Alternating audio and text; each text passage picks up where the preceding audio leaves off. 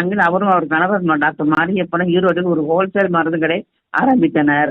1995 doctor Mariyappan குடலிறக்க ஆபரேஷனில் இறந்து விடுகிறார்.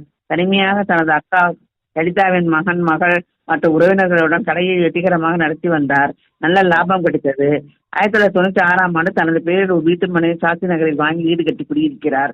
1998 சின்னமுத்து வீதியில் ஒரு அபார்ட்மெண்ட் ஒரு வீடு வாங்குகிறார்.